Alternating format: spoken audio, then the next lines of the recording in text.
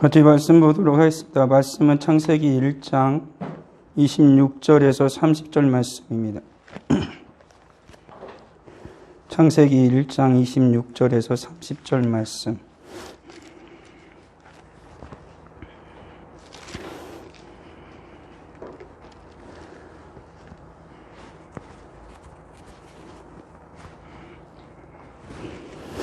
같이 읽겠습니다.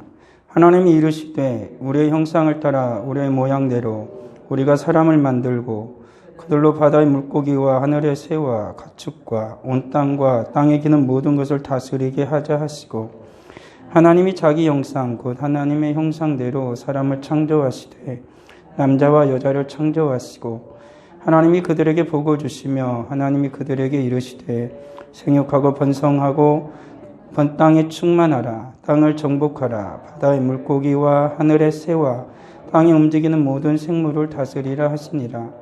하나님이 이르시되 내가 온 지면에 씨 맺는 모든 채소와 씨가 진 열매 맺는 모든 나무를 너희에게 주노니 너희의 먹을 거리가 되리라. 또 땅의 모든 짐승과 하늘의 모든 새와 생명이 있어 땅에 기는 모든 것에게는 내가 모든 푸른 풀을 먹을 거리로 주노라 하시니 그대로 되니라. 아멘.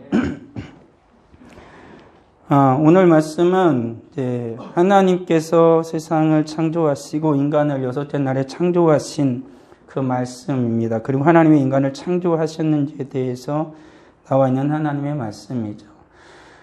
우리는 하나님의 말씀을 속에서 우리는 모든 것을 배우고 우리의 신앙생활의 표준으로 삼습니다. 우리가 하나님을 알 수 있는 방법은 하나님의 말씀인 성경을 통해서 우리는 하나님을 알아가는 것입니다.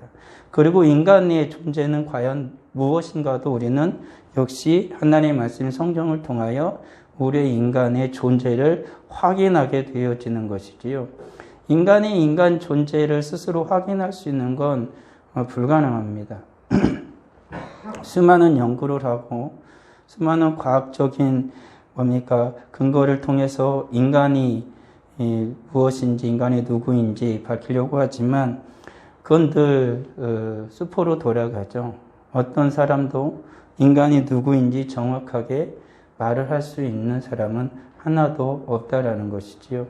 유일하게 성경만이 하나님의 말씀인 성경만이 인간이 누구인지를 분명하게 말해주고 있다라는 사실을 우리는 오늘 말씀을 통해서 알 수가 있는 것이지요. 예전 같으면 예배 시간이 되어지면 여러분들도 차 타고 오잖아요. 도로가 어떻던가요? 11시가 보통 예배 시간이기 때문에 일반 성도들이 집에서 나오는 시간이 비슷비슷합니다. 그래서 예전 같으면은 도로에 어느 정도 차가 있죠. 그리고 이제 교회를 이제 가는 차들이에요. 근데 요즘에는 좀 썰렁할 겁니다. 그렇죠. 여전히 간간히 보이는 차들 사이로 여전히 교회 십자가는 뚝 서 있죠. 교회는 있는데 이제 교회를 가고자 하는 사람들이 적어지는 거예요. 이것은 가기 싫어서 라고 할 수 있는 게 아니고 그렇게 할 수 없는 상황들이 많기 때문에 그런 것이죠. 그렇지만 오늘 우리는 하나님의 말씀을 통하여 사람은 하나님 앞에 예배하여야 하는 존재들이라는 사실을 다시 한번 알게 되어줄 것입니다. 그러게 우리는 이런 모든 상황 속에서도 예배를 드리는 일에 열심을 다해야지요. 대면으로 예배를 드려야 되냐? 비대면으로 예배를 드려야 되냐? 아직도 논란이 분분하지요. 어떤 감리교 노회는 발표를 했습니다. 우리는 대면으로 예배를 드리겠다. 저희 총회는 이런 상황이 되었기 때문에 대면으로 예배를 드리는 것도 좋고 비대면으로 예배를 드리는 것도 좋다. 이런 상황입니다. 그렇기 때문에 대면으로 예배를 못 드리는 분들은 영상 온라인으로 예배를 드리도록 그렇게 하고 있죠. 그리고 대형교회 같은 경우는 서울은 2.5단계가 지속되고 있기 때문에 20명 이상의 교회를 못 들어가요. 그래서 온라인으로 거의 대부분이 다 돌렸지요. 이런 것들은 조금 우리들이 심사숙고해야 돼요. 하나님을 창조하신 모든 상황 속에서 과연 예배라는 게 뭘까? 우리가 살아가는 이 상황 속에서 우리는 어떻게 하나님 앞에 예배자로 서야 할까? 라는 것이지요. 주일과 일반 다른 6일을 우리들이 어떤 이들은 같이 취급하려고 그렇게 말하는 이들이 있는데 그건 틀린 거예요. 주일과 다른 일반 6일은 달라요. 주일은 하나님 앞에 예배하기 위한 성도들이 모여서 하나님 앞에 나아가는 거룩한 날이다라는 것이지요. 그렇지만 다른 6일은 오늘도 하나님께서 죄송합니다. 인간에게 말씀하신 것처럼 하나님이 만드신 모든 것을 다스리는 노동을 해야 하는 하나님께서 그러한 은혜와 복을 주신 것이지요. 그건 좀 차이가 있어요. 분명히 하나님께서도 성경에서 그것을 구별하고 있다라는 사실입니다. 오늘 성경에서 분명히 알 수 있는 건 뭐냐면 하나님께서 세상을 창조하실 때 모든 것이 다 보기 좋았다라고 분명히 말씀하셨어요. 그러니까 하나님은 절대 실수하지 않으시고 선하신 하나님이시니까 하나님이 창조한 모든 것은 절대로 선할 수밖에 없다라는 것이지요. 그리고 성경도 분명히 말합니다. 하나님이 지으신 그 모든 것을 보시니 보시기에 심히 좋았더라. 저녁이 되고 아침이 되니 이는 여섯째 날이니라. 이건 인간을 창조하시고 나셔서 하나님께서 여섯째 날에 하신 말씀이라는 사실입니다. 하나님이 기뻐하시는 것, 하나님이 미워하시는 것, 그건 성경에서 분명히 말하고 있죠. 하나님이 기뻐하시는 것은 하나님의 선하신 뜻을 따라 살아가는 것이고 하나님이 미워하시는 것은 하나님의 선하신 뜻을 거슬러 행하는 모든 악한 것들이죠. 하나님께서는 우리 인생을 창조하시고 인간에게 복을 주셨어요. 먼저 가정에 복을 주셨죠. 그러니까 사람은 이 세상에 존재하게 되면 가정을 갖게 되죠.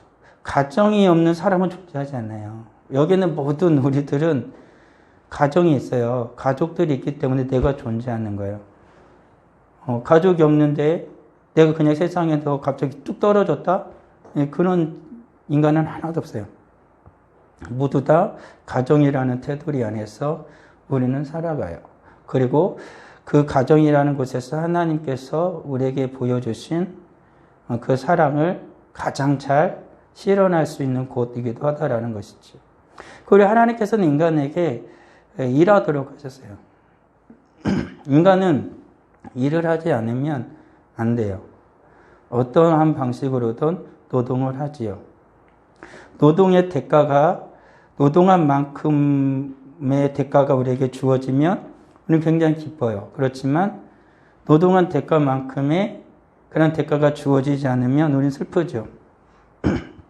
뿐만 아니라 노동을 하고 싶은데도 이럴 자리가 없으면 그것도 굉장히 슬픈 일이에요. 그러니까 하나님은 애초부터 인간을 일을 하도록 하나님은 만들어 두셨다라는 것입니다. 여호와 하나님이 그 사람을 이끌어 에덴 동산에 두어 그것을 경작하며 지키게 하시고 라고 말씀하셨던 것이죠. 그러니까 인간에게 노동은 복이에요. 근데 오늘날과 같은 시대에 일하고 싶어도 일을 하지 못하는 사람들이 얼마나 많아요. 그렇잖아요? 정말 일을 하고 싶다고. 근데 일자리가 없어요. 정말 어렵고 힘든 일, 그런 곳엔 일자리가 있다라고 하지만 어렵고 힘든 일을 모든 사람이 다 할 수 있는 건 아니에요. 어떻게든 하면은 할 수 있다라고 할 수 있겠지만 그것을 평생 직으로 갖기도 힘든 것이지요. 진정한 노동의 축복은 뭐냐면 내가 평생토록 일할 수 있는 직을 찾는 거예요. 그래서 그곳에서 우리나라 법으로 하면 정년을 받는 거지요. 그런 것들이 정말로 하나님이 주신 노동의 축복을 누리는 거예요.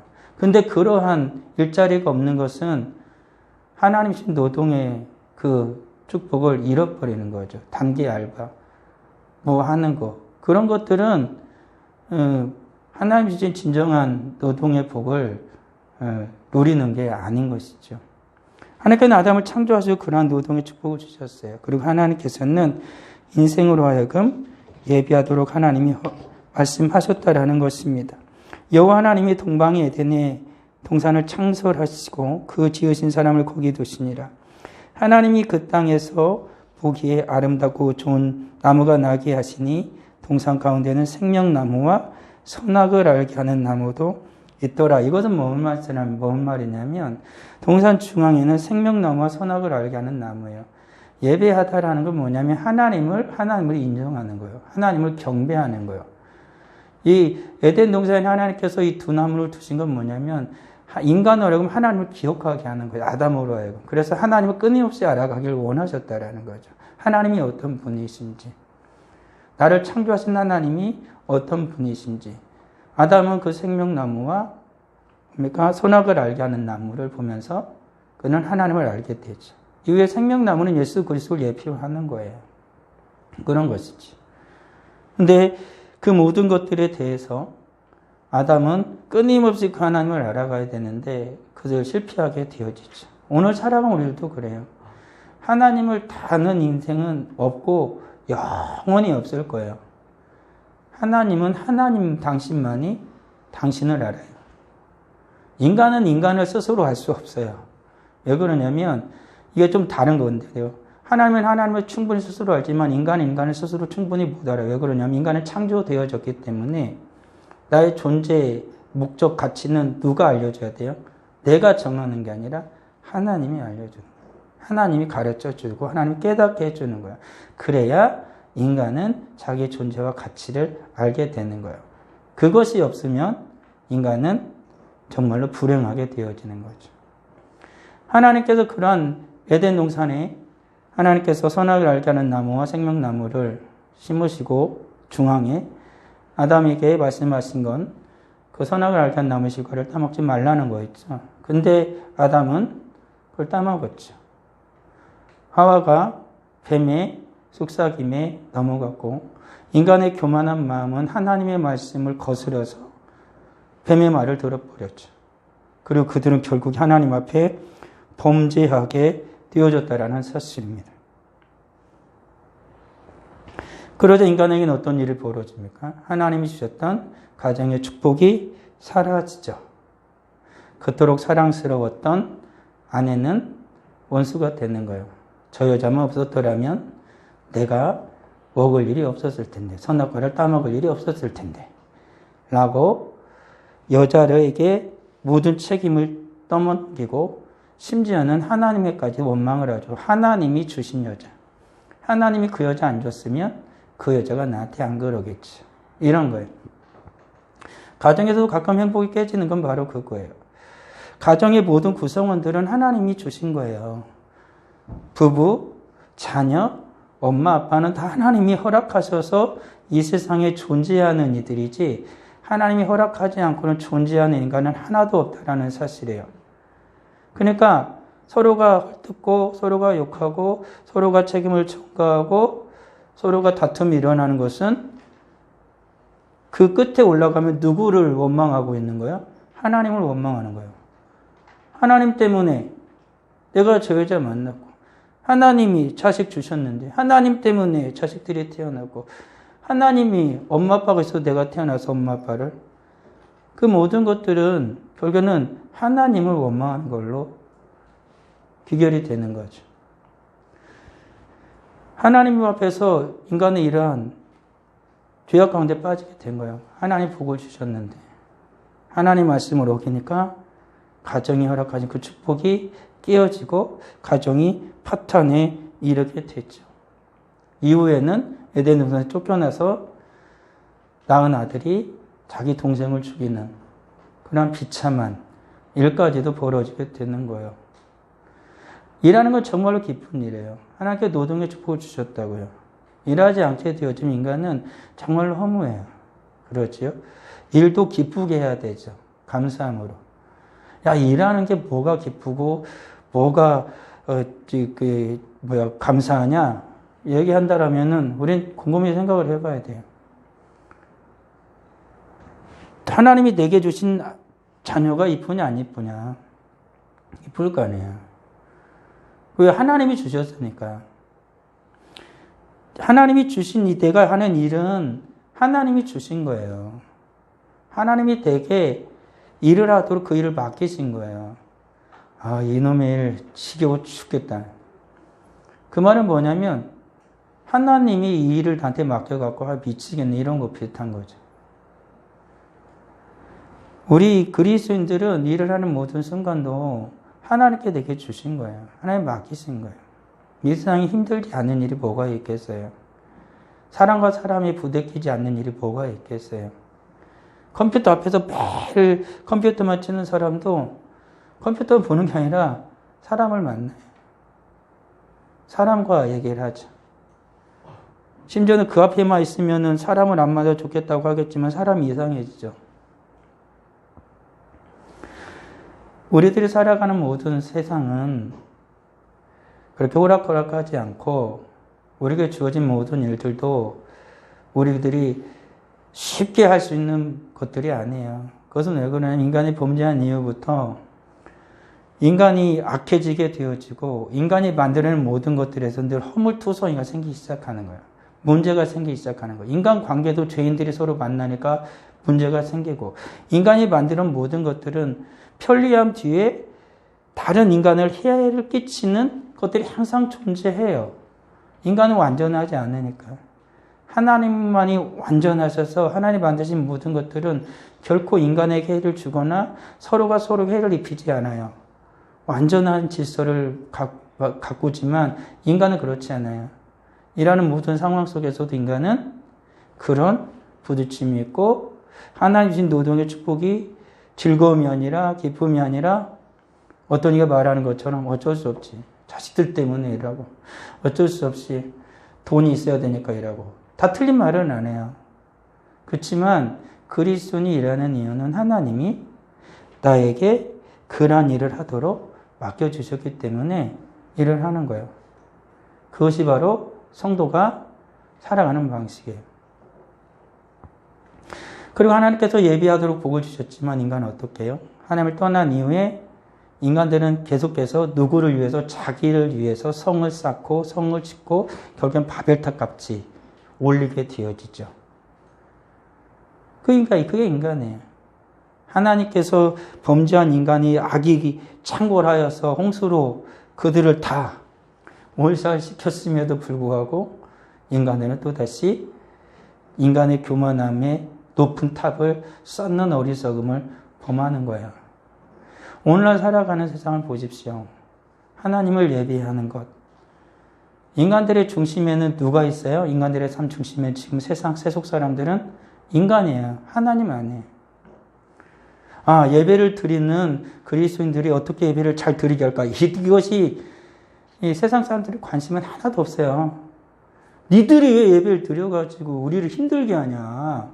왜 모인다 그러냐? 오히려 그러죠. 저들이 신앙생활 하지 못하면 얼마나 힘들까? 저들이 예배를 드리지 못하면 얼마나 힘들까? 얼마나 영혼이 공고할까? 이런 걱정 절대 안 합니다. 너네 때문에 우리 모두가 피해를 입어. 너네 교회 때문에 우리 모두가 해를 입어. 이렇게 얘기합니다. 그래서 어떤 지교에서는 이런 현수막도 붙잖아요. 교회가 잘못했습니다. 교회가 죄송합니다. 얼토당토 않죠. 교회는 절대 잘못할 수 없어요. 한 지교회는 잘못할 수 있죠. 그렇지만 어떻게 교회가 잘못해요? 하나님의 거룩한 교회가? 하나님의 거룩한 교회가 뭘까 미안해요? 하나님의 거룩한 교회는 완전해요. 인간이 잘못하는 거지. 그러니까 그런 현수막은 잘못된 현수막이에요. 곰곰이 생각해야지. 교회가 뭘 잘못해? 하나님의 교회가 잘못합니까? 하나님의 교회는 모든 인생을 구원의 길로 이끄는 방주예요. 그런데 그런 교회가 어떻게 잘못을 해요? 그러니까 우리가 인간이 잘못하는 거예요. 인간이. 사람이 잘못하는 거예요. 사람이. 하나님 온전히 예배하지 못하는 인간들이 잘못하는 거예요. 그걸 분명히 해야 되는 거잖아요. 그러니까 우리는 그런 거 보면서 이렇게 감탄하면 안 돼요. 정말 미쳤구나. 저기에 목사는 무슨 생각으로 저런 걸 걸까? 저 사람은 하나님의 교회를 뭐라고 생각하지?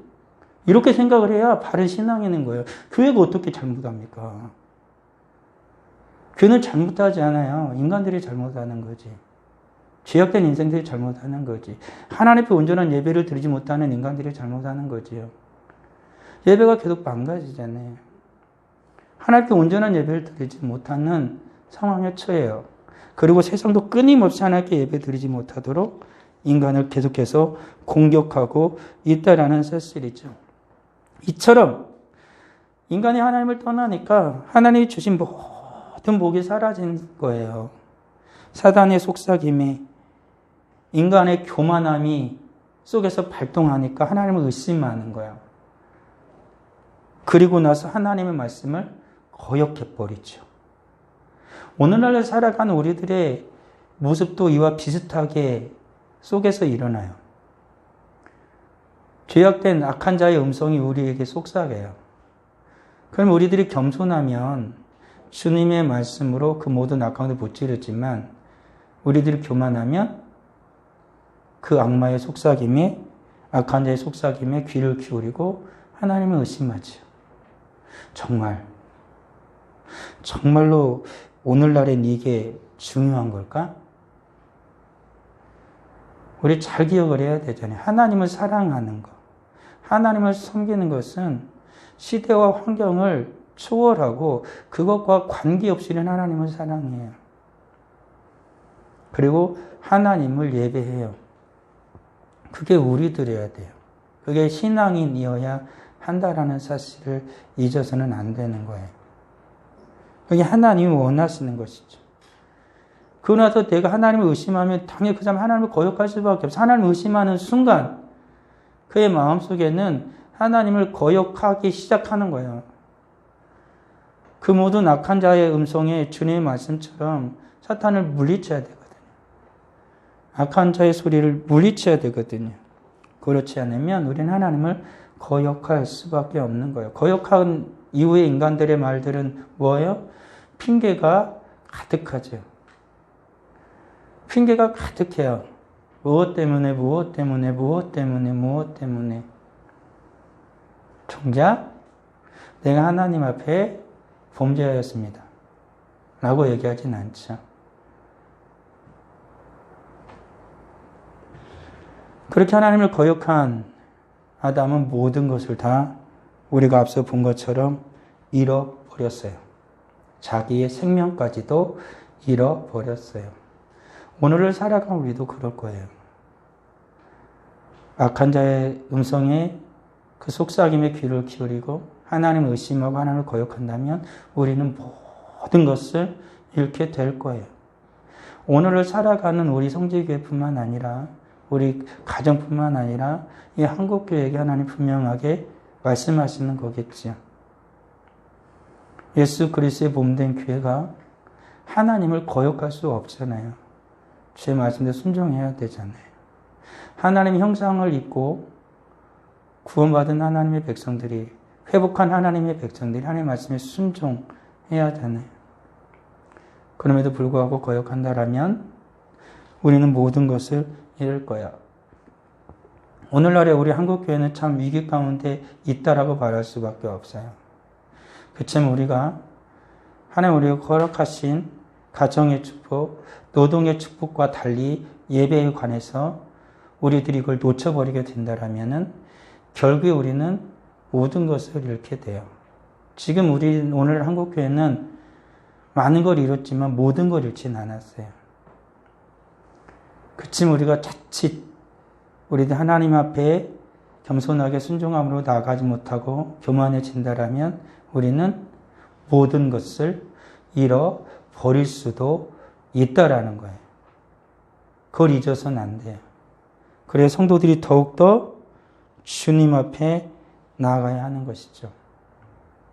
하나님께서 우리를 사랑하셔서 예수 그리스도를 보내주신 그 하나님, 우리에게 하나님의 그 크신 사랑을 보이신 하나님, 우리가 아직 죄인 되었을 때에 그리스도께서 우리를 위하여 죽으심으로 하나님께서 우리에 대한 자기의 사랑을 확증하셨다라고 말씀하시는 그 사랑의 하나님 앞으로 나아가야 하는 것이죠. 이 사랑의 모든 것을 보이신 예수 그리스도 앞으로 아담은 하나님 앞에 철저하게 불순종하였지만 하나님 앞에 온전한 순종을 보이신 예수 그리스도, 그 그리스도를 우리는 붙들어야 한다라는 거예요.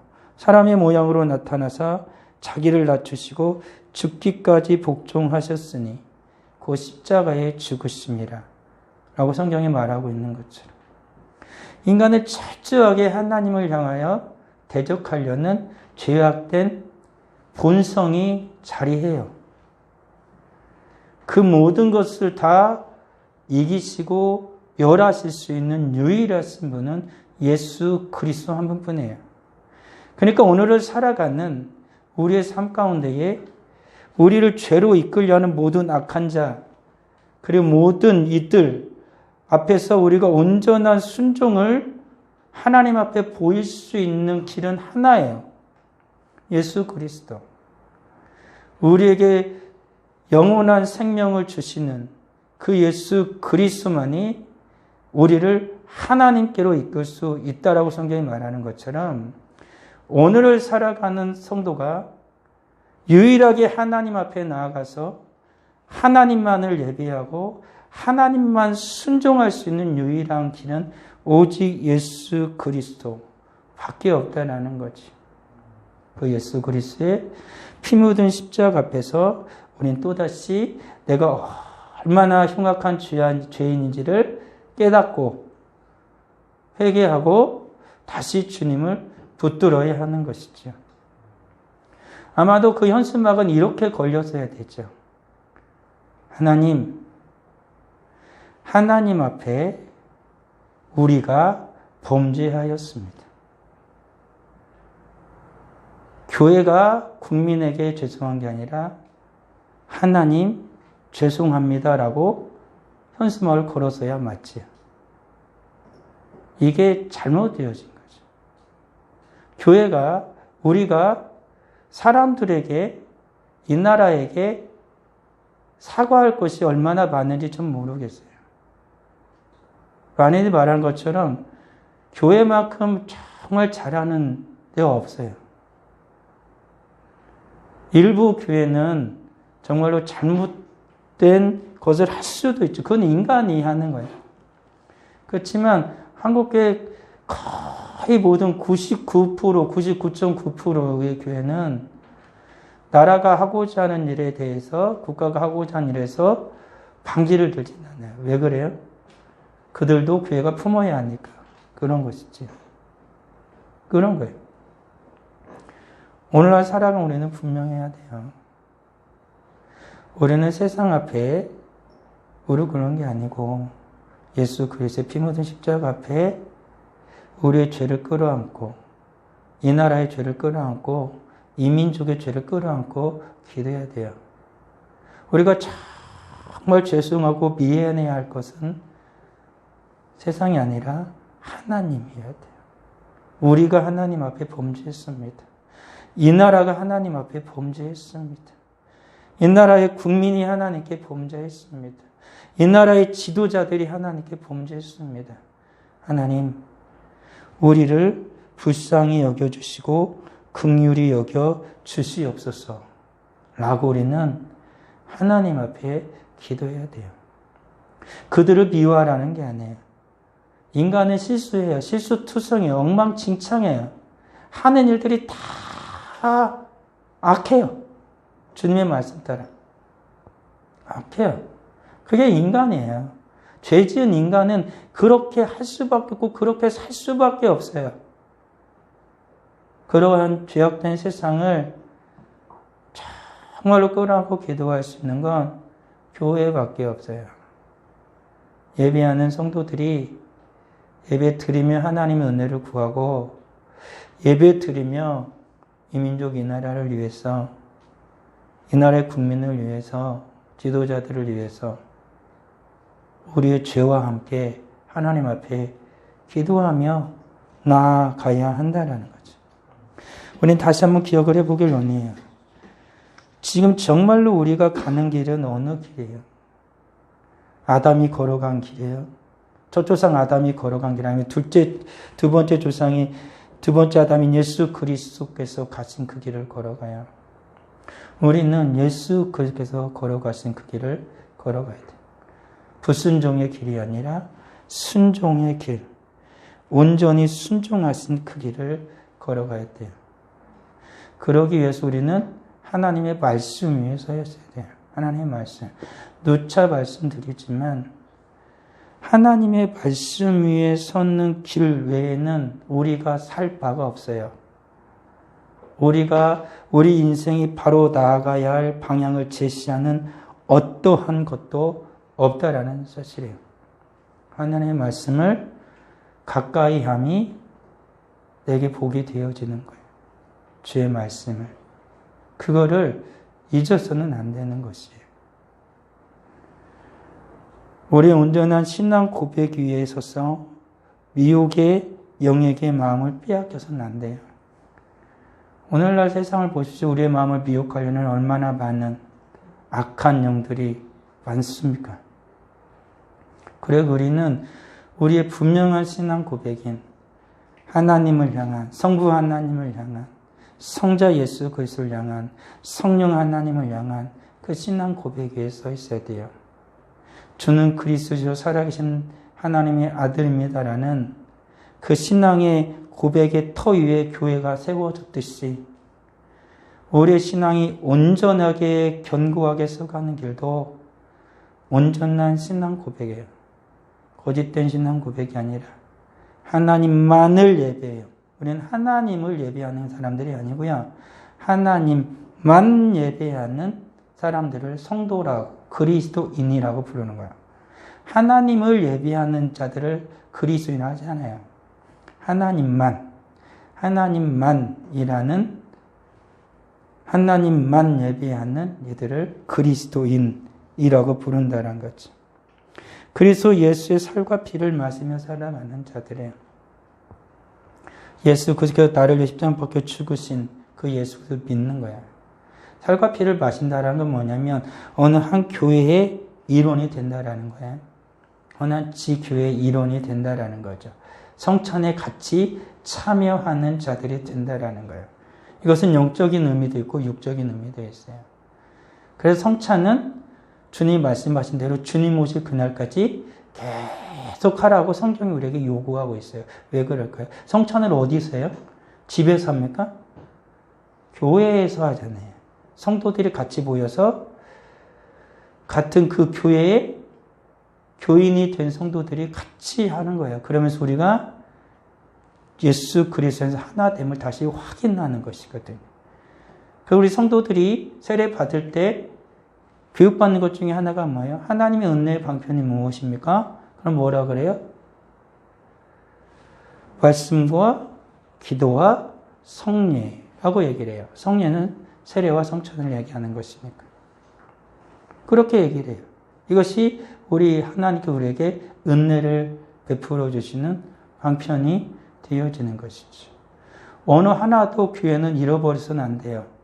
말씀도 잃어버려서는 안 되고 기도도 잃어버려서는 안 되고 성례도 잃어버려서는 안 돼요. 교회가 주님 오신 날까지 계속 존속되기 위해선 그렇게 해야만 하는 것이지요. 우리는 잊어서는 안 돼요. 주님께서 우리를 구원하기 위하여 십자가 앞에 어떻게 서셨는지를, 하나님 앞에 마지막 기도를 올릴 때 어떻게 기도하셨는지를, 떨어지는 땀방울이 피가 될 정도로 하나님 앞에 기도하신 예수 그리스도, 그 예수를 잊어서는 안 돼요. 또한 십자가 예수님의 그 크신 사랑을 잊어서는 안 돼요.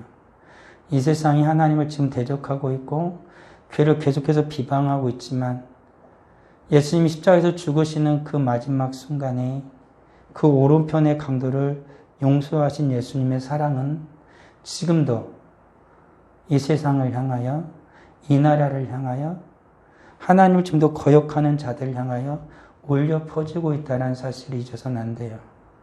그 소리를 내야 할 이들이 바로 교회고 우리들이란 사실도 잊어서는 안 돼요. 주님이 그 오른편의 강도에게 오늘 네가 나와 함께 낙원에 있으리라 말씀하신 주님의 그 크신 은혜와 사랑을 교회에 된 우리들도 잊어서는 안 돼요. 누굴 원망하거나 누굴 비방하거나 누굴 욕하는 게 교회가 아니고요. 그들을 용서하고 사랑하고 눈물로 기도해야 할 게 교회예요. 잘못한 건 잘못했다고 해야 되지만 그럼에도 불구하고 그들의 죄를 끌어안고 기도할 수 있는 유일한 존재는 교회, 하나님의 사람들밖에 없어요. 같이 거품 물고 싸우는 게 교회가 아니에요. 잘못하면 잘못했다고 같이 나갈 수 있죠. 광장으로 나갈 수도 있고 같이 여러 가지 서신을 보낼 수도 있고 무엇인 행동을 취할 수 있죠. 그럴 수 있죠. 그렇지만 성도들이 결코 잊어서는 안 되는 건 뭐냐면 그 모든 것들을 하나님의 사랑으로 안고 기도해야 돼요. 하나님의 공의를 위해서는 칼을 들고 싸웠던 이스라엘처럼 싸울 수 있겠죠. 여호수아처럼 싸울 수 있겠지요. 그렇지 않아요? 그렇지만 다른 한 방법으로는 불의에는 대항해야 되지만 그 모든 인생들을 위해서는 주님의 사랑으로 또한 기도해야 된다는 사실을 잊어서는 안 되는 것이죠. 정의와 사랑은 다른 게 아니에요.